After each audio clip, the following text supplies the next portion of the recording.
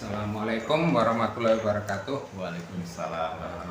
Baik, perkenalkan, saya Willy Widiatmoko. Saya JGP Angkatan 5 Kabupaten Pekalongan dari SMP 2 Bojong. Saat ini kami berada di SMP 1 Bojong. Kemudian ingin wawancara kepada Pak Agus Tutur, SPD MPD, selaku Kepala Sekolah di SMP Negeri 1 Bojong. Terima kasih Pak Agus sudah datang ke sini. Malah saya datang ke sini sudah memberikan waktu pada saya untuk bisa berwawancara dengan jenengan. Yang ingin saya tanyakan Pak, untuk langsung yang awal ini adalah kasus yang terjadi Pak di SMP 1 Bojong ini. Apakah ada yang berkaitan langsung dengan dilema etika Pak? Ya, kira-kira mungkin sakit dengan gambarkan kasus seperti apa? Ya, terima kasih.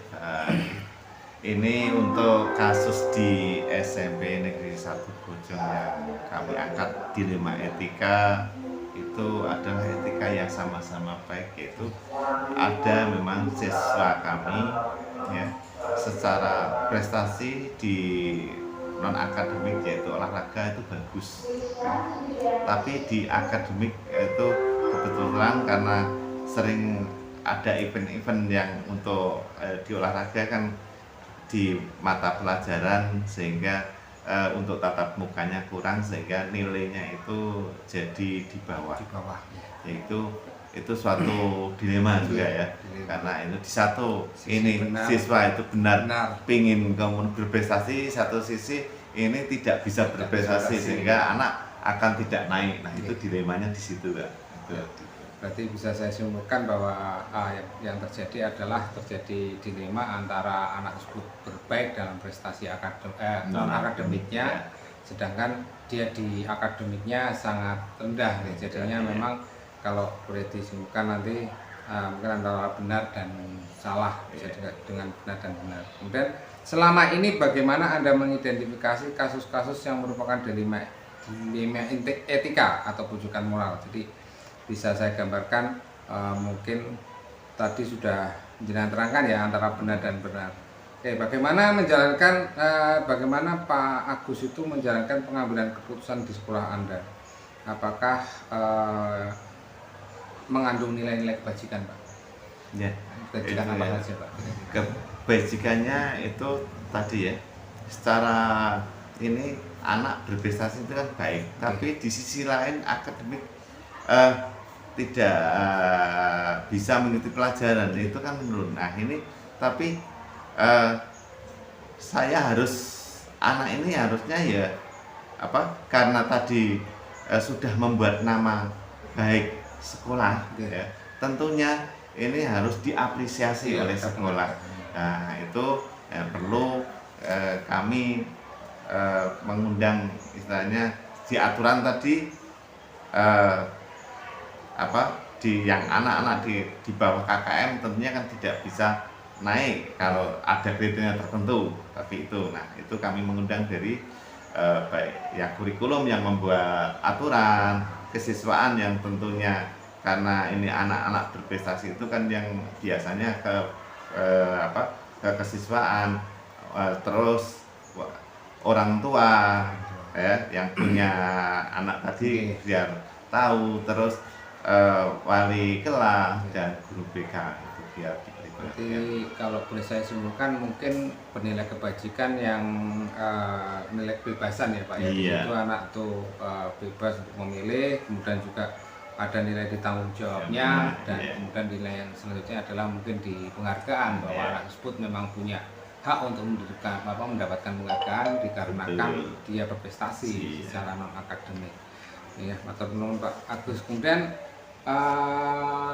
langkah-langkah apa Pak yang menurut jenengan bisa jenengan lakukan untuk terkait dengan fakta-fakta yang terjadi? Langkah-langkah saya yang lakukan berdasarkan fakta tadi, saya satu fakta yang ada yaitu dari kurikulum, aturannya seperti apa itu, terus dari kesiswaannya itu bagaimana siswa tadi, terus orang tua tentu juga dilibatkan, terus dari wali kelas, karena wali kelas kan yang punya anak di kelas kan juga tahu perkembangan anak itu seperti apa. Terus dari BK tentunya yang mencatat tentang prestasi maupun kesalahan itu. Nah itu saya gali, saya kumpulkan tentunya. Nah, kemudian ada pertanyaan lagi Pak, hal-hal apa saja yang selama ini anda anggap efektif dalam pengambilan keputusan pada kasus-kasus dilema etika yang terjadi Pak? Iya. Ya kalau ada kasus seperti itu, saya memang tidak berjalan dengan sendirinya. Tentunya yang ada di sekolah ini tentunya sebagai kurikulum yang penggerak di bidang akademiknya, terus kesiswaan, terus tadi wali kelas, guru BK, kami kumpulkan. Terus saya minta istilahnya dari segi mereka itu, kesiswaan itu bagaimana siswanya, dari kurikulum aturnya bagaimana. Terus tapi ini anak tadi kan berprestasi, katanya sudah memberi nama baik ke sekolah, perlu keadilan, perlu diberi penghargaan karena mereka tadi kan bebas tadi untuk memilih. Setelah memilih dia bertanggung jawab ya, dengan berprestasi kan bertanggung jawab latihan tadi, dan setelah berprestasi tentu nama baik sekolah juga terangkat. Nah tentunya itu sekolah harus memberi apresiasi yang seperti itu. Ya, di sini mungkin dari nilai yang terjadi adalah karena mungkin rasa keadilan dari siswa tersebut karena dia punya prestasi akademik, kemudian juga karena dia tidak di prestasi akademiknya itu jelek, dia mungkin ada timbul rasa kasihan dari tempat kita ya, dari SMP Jendengan ya, untuk memberikan paling enggak penghargaan kepada siswanya, atau boleh dibilang itu dinamakan justice versus dengan mercy Pak. Kemudian hal-hal apa saja Pak selama ini merupakan tantangan dalam pengambilan keputusan jenengan itu, kira-kira yang jadi tantangan jenengan? Ya, tantangannya itu tadi dari kurikulum tadi kan sudah memberi aturan, dan aturan itu tentunya yang menandatangani kan kepala sekolah. Berarti kepala sekolah harus menjalankan aturan itu. Tapi di segi lain ini siswa yang berprestasi tadi dia belum tertulis katakanlah, sehingga akan menyalahi aturan. Tapi dari tadi disimpulkan kalau setelah mengundang dari berbagai pihak, ada data, terus kepala sekolah harus membuat kebijakan tentunya. Nah kebijakan itu kan sedikit menyimpang dari aturan. Nah kebijakannya itu tentunya karena tadi anak yang berprestasi harus diberi penghargaan. Nah tentu penghargaannya apa? Di samping ucapan terima kasih karena ini hal misalnya untuk kenaikan kelas, ya dinaikkan kelas itu suatu penghargaan juga. Terus sebelum pengambilan keputusan itu kan biasanya yang namanya keputusan harus melalui uji ya Pak, ada uji yang perlu diketahui untuk masalah benar dan salahnya. Kan di sini ada pengujian, itu ada uji legalisasinya, kemudian uji regulasinya, ataupun uji secara intuisi jenengan menurut jenengan itu benar atau salah, ataupun publikasi. Kemudian menurut jenengan kalau untuk uji legalnya itu secara hukum itu menyalahi aturan betul? Ya, secara hukumnya tadi kan sudah dibuat, kalau misalnya KKM-nya sudah di bawah ada sekian, itu kan sudah legal ya? Iya, sudah legal itu, apalagi sudah disahkan oleh kepala sekolah.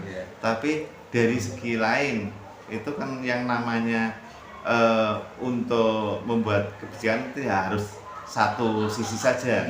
Misalnya anak berprestasi di bidang yang lain itu, itu anak sudah ada pilihan tadi ya, kebebasan. Terus setelah dikasih kebebasan kok berprestasi, nah itu kan juga harus punya penghargaan. Dan ini apalagi sekarang kurikulum merdeka, tentunya anak pure diberi kebebasan di bidangnya yang dia sukai. Nah kalau sudah berprestasi seperti itu, udah skala legal itu ya itu sudah boleh karena itu sudah sesuai pilihan. Itu mungkin bisa juga dikaitkan dengan secara intuisi dengan sudah jelas baik. Pernahkah dipublikasikan Pak? Mungkin kayak diberikan kepada Bapak Ibu guru di sekolah sebelum mengambil keputusan seperti itu Pak? Ya, ini biasanya keputusan itu setelah ada kejadian. Nah, setelah ada kejadian baru kita disosialisasikan kepada ya guru maupun TU yang lain, pokoknya bahwa di sekolah kita itu tidak hanya normatif seperti itu untuk kenaikan kelas, karena yang namanya anak berprestasi itu di berbagai hal, tidak harus di akademik. Dan nantinya kita itu sebagai sebuah sekolah itu kan hanya mengantarkan saja anak berprestasi di bidang apa saja. Nah, kebetulan anak itu kan sudah sesuai menurut saya, sesuai aturan, sudah berprestasi di bidang kebetulan di non akademik yang belum ditulis. Berarti sudah intinya sudah disosialisasikan kepada Bapak Ibu guru, terus kemudian juga melalui uji publikasi yang jelas. Kemudian adakah orang-orang yang terlibat di dalamnya Pak? Misalnya kayak pengambilan keputusan itu terjadi selain jenengan sendiri sebagai kepala sekolah? Ya, memang untuk pengambilan keputusan seperti itu saya tidak berjalan dengan sendiri. Tentunya yang awal tadi kita buat panitia kecil katanya sebagai kurikulum, kesiswaan, terus wali kelas, guru BK, dan untuk kedepannya itu kan sebagai Wakahumas tentunya juga itu. Tapi setelah itu melibatkan guru yang lain juga. Misalnya kok ada yang ini ya dikasih penjelasan istilahnya. Jadi tidak bahwa keputusan itu bukan keputusan kepala sekolah tapi keputusan institusi, keputusan bersama, kita tanggung bersama itu Mas. Jelas sudah sudah melalui yang terlibat, mungkin ada kepala sekolah, ada guru-guru, kemudian ada guru mapel, ada wali kelas, guru BK juga dilibatkan. Terus kemudian hal yang sudah disampaikan itu kira-kira dari pengalaman yang jenengan dalam mengambil sebuah keputusan dilema etika, apa yang bisa diambil hikmahnya Pak? Ya, yang bisa kami ambil hikmahnya bahwa membuat keputusan itu tidak harus serta-merta satu sisi dikatakan satu aturan saja. Kita lihat aturan yang lain dan juga dari norma istilahnya oh ini kok anak yang katakanlah norma kebaikan tentunya ya. Misalnya anak berprestasi harusnya ya kita diberi tadi penghargaan dan beri apresiasi lah dari sekolah itu. Jadi dari segala segi perlu kita kaji, tidak hanya satu sisi saja ya. Ada dua sisi yang perlu dipertimbangkan. Terima kasih Pak Agus, saya kira cukup ya. Matur nuwun sekali. Saya juga mohon maaf yang sebesar-besarnya mungkin sekiranya saya pas datang ke sini ada salah-salah kata Pak. Karena saya di sini juga sebagai tamu. Enggak apa-apa. Minta maaf yang sebesar-besarnya karena ini memang sebuah tugas yang diberikan dari CGP untuk melakukan wawancara. Ya, saya kira itu saja. Sekian dari saya. Wassalamualaikum warahmatullahi wabarakatuh. Waalaikumsalam.